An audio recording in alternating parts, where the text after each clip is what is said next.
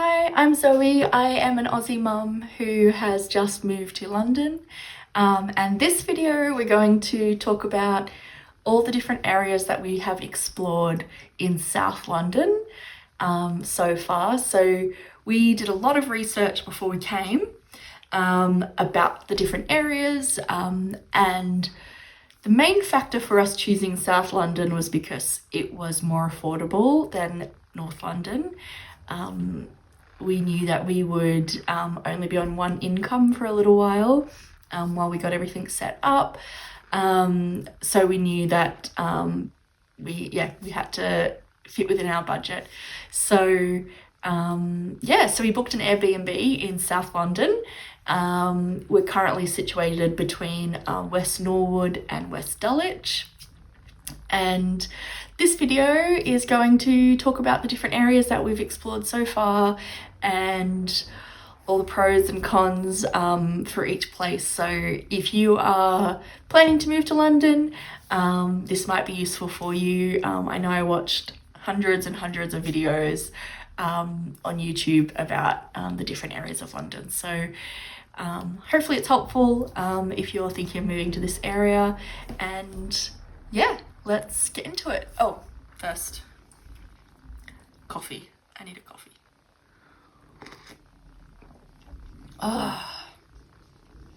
So good.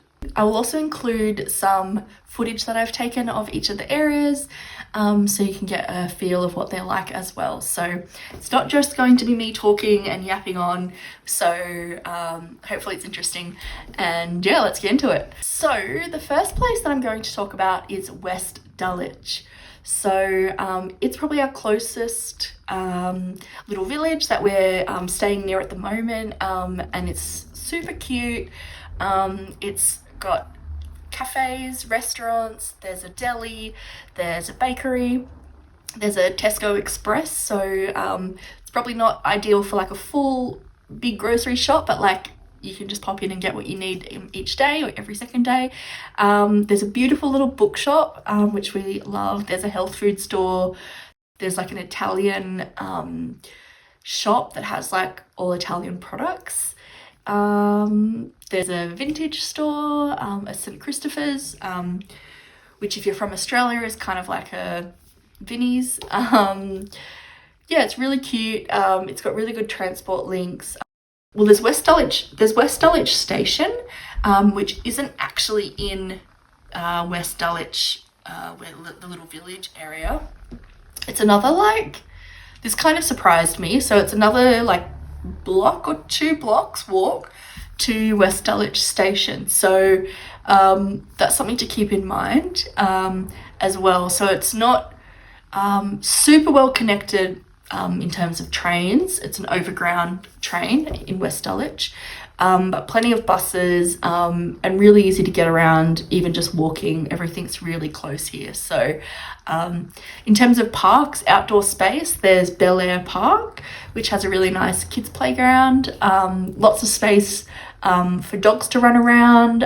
There's always people there with their dogs. So that brings me into Dulwich Village itself. So it is also very quaint, very cute. There's a gallery, there's a Gale's Bakery, there's a Pizza Express, there's pubs, there's restaurants, really, really beautiful restaurants, some cafes, and yeah, it's all really close. Everything's there that you need. And obviously you're really close to Dulwich Park, which is this beautiful, beautiful park with a pond, beautiful walks, huge, absolutely huge playground for kids. I did slip in there and break my ankle, but that has no reflection on the park and the playground and its value and the fact that it's amazing. So yeah, let's just move on from that.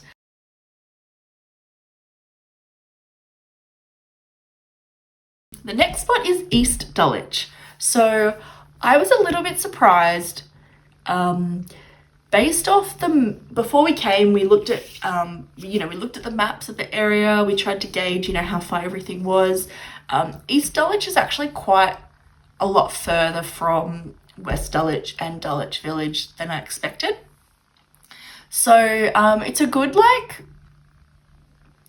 from Dulwich Village, it's like a good, half an hour walk. There are buses that you can get, but East Dulwich has a lot more happening. So I would say if you're younger, maybe you don't have children, it's really, really cool. There's Lordship Lane, which is this really massively long street between Forest Hill and East Dulwich. And before I came, actually, this was something that I found interesting. Before I came, I had in my mind that Lordship Lane, was this huge street, and that the entire street was shops, shops, restaurants, pubs, etc., the whole way along. But actually, it's not. There's a lot of shops near East Dulwich and East Dulwich Station. Then there's kind of a little middle section, which is where Dulwich Library is, and one of our favourite pubs, The Plough. So that's fantastic. Great if you have allergies, great for gluten-free, vegan, etc. I'll insert some footage of that. And then it goes all the way up to Forest Hill, which is another area that we were considering. And then there's more shops at that end. So just thought I would say that, because that really confused me when I got here, that the whole street wasn't lined with shops.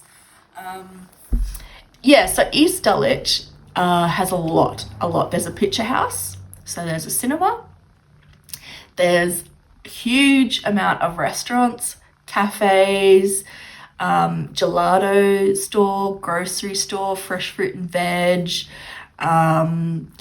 What else is there? You've got your Cafe Nero, you've got your Oliver Bonus, you've got your independent shops. There's a really beautiful bookshop as well, charity shops, vintage clothes shops, local independent stores as well, multiple pubs, and lots of good transport links as well. So there's a lot of buses that go through East Dulwich, and you have East Dulwich Station as well. So it's a fantastic area. I loved it. I'd love to live around there.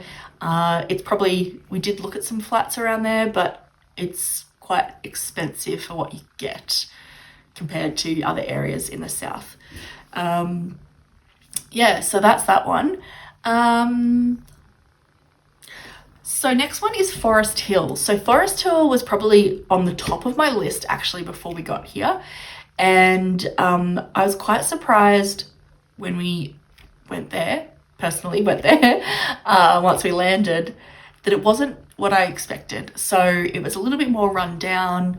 And I wouldn't say rough, but it just didn't have the family vibe that we were looking for.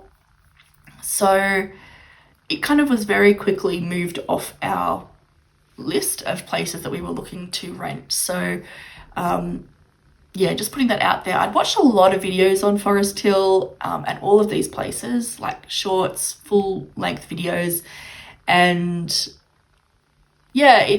all of them had sort of made it look better than it was in person. Maybe it's changed recently. Maybe we didn't walk through the right areas.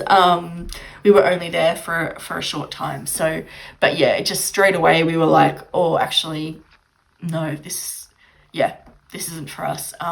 In my head, Forest Hill and East Dulwich, I thought were quite similar. I obviously, based off the prices, I knew East Dulwich was more expensive. So I assumed it would be a little bit better, but there was quite a big difference, in my opinion. The final two places that I'm going to talk about are the biggest surprises for me, having done a lot of research before we got here. Nothing compares to actually once you're here on the ground, and you can explore it yourself, which is why I would recommend, if you have the budget, book an Airbnb for quite a long time, because it might take you time to find the place that you want to live, to view flats, and you don't want to just take the first flat that you see. Believe me, I'm going to do another video on flat viewings because that was eye-opening. Okay, so yeah, so those two places that were quite surprising to me is West Norwood and Crystal Palace. So West Norwood is very close to where we're staying now, Airbnb, and it's amazing. It's, you know, it's not the, you know, fancy vibes of like Dulwich Village, which if you're from Sydney, Dulwich Village is very Mossman vibes, North Shore Mossman, okay? That's how I absolutely stunning houses worth millions of pounds. But yeah, that's the vibe that it's for. West Norwood, much more down to earth, much more energy, lots of different people there. Yeah, I really like it. I was quite surprised by the library. So there's a absolutely brilliant library in West Norwood, which is also in the same building as a picture house, so a cinema, all in the one building. And then there's this really lovely just like hangout area with lounges and chairs and stuff. Every time I've been there, there's been people working, doing interviews, kids studying, high school kids catching up. So it's a real hub, which is really excellent. West Norwood also has boundless restaurants, takeaway shops, cafes. Yeah, I haven't explored all of them. So far I've been to the pub Badger, which does Japanese food, which was really lovely. And it's also like a specialty pub for games. Like it has this whole area in the pub, which you can book for. You can book just to like sit in the front bit, which is for food, or you can book for the games area. And I think they have like games nights, and there's also games that you can just play, like go there with friends and play a game.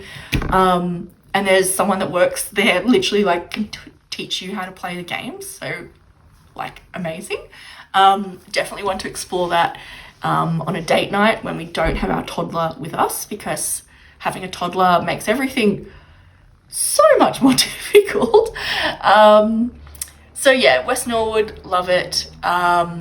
It's really cool. There's a train station, like heaps of links to get you across South London or into the city. There's buses there that go all the way into London, Victoria. So yeah, really well connected. Lots of variety in terms of like price points for food, fish and chip shops, takeaway, coffee shops, cafes, etc. There's also quite a lot of like Portuguese. I think a lot of Portuguese people live there, so definitely noticed that in terms of like the cuisine and things on offer. So yeah, really cool area. I was quite surprised by that. There's a big church on the hill that looks down sort of over the main road, which when we walked past the other day apparently was Charlie Chaplin's church where he went, I think. So that was a bit random. But yeah, so West Norwood, great. And final place, Crystal Palace. I love Crystal Palace, and I did not expect to, okay? As someone who has never been to this area of London before, all I had in my mind for Crystal Palace before we came, I knew there was a Crystal Palace football team, right? And from a lot of the videos that I watched, that my husband has watched, about football games in England, they can be quite rowdy. There can be some violence at football games. So for whatever reason, in my head, I had equated Crystal Palace as like quite rough area. I know. If you know Crystal Palace, I know you're going to be laughing at me. Because it's really not. It's really lovely. It's really, really lovely. And so there's Crystal Palace Triangle, which is like literally a triangle of the main streets. So it's not just like one little street, which you get in like West Dulwich, in Dulwich Village, where it's just one little street with a few things on it. It's a whole triangle. There's a Saturday food market, which is quite small but really cute. There is lots of shops, there's multiple pubs, there's pizza restaurants, there's a soft play cafe. Yeah, Crystal Palace, lots of like, again, vintage shops. We tried a Chinese restaurant on the weekend called Tofu, which had an entire gluten-free menu, and all the veggie stuff on there. I believe all of it was vegan or could be made vegan. So I was a happy woman, okay? I was a happy woman. Yeah, Crystal Palace. It's great. Vintage stores, vintage furniture stores, galleries. There's a pottery studio. I know my friends and family that know that I do pottery and love pottery. There's a pottery studio. So hello, I found my community. So Crystal Palace, the triangle, also sits on the very edge of the huge Crystal Palace Park. There's a whole section where they have life-size dinosaurs, great for kids, and they're actually renovating another playground in the park, which is going to be dinosaur themed. So I cannot wait to try that out with my son when it's finished. He loves dinosaurs. So yeah, that's going to be a lot of fun. But yeah, Crystal Palace Park is huge. Lots of places to walk around. It even has like a sports center, like a training center for athletes in the middle. There's a skate park, and well connected. Crystal Palace Station is in the park, so it's not quite in the little triangle spot that I was talking about, but lots of buses go through there, so you won't have any issue getting around. And then Crystal Palace Station will take you right into the city, super quick. So yeah, that is my review of the areas of South London that we have explored so far. I hope this is helpful. I know when I was, planning to move here, I watched a lot of videos about London, and so many of them were focused only on North London or East London or West London, and I really struggled to find that many on South London.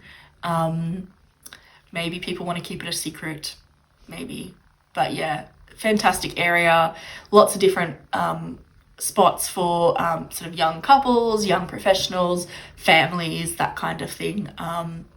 Yeah, has everything you need, and you can easily get into the city when you need to do those fun day trips into the city and explore everything that is on offer there. So but there's plenty to do here to keep you entertained and busy, especially if you have kids. So yeah, hope you liked it. Please subscribe, like the video. Let me know in the comments if you have any thoughts on what I've said, if you have any different opinions, or want to know more, please let me know. Yeah, hope you enjoyed watching.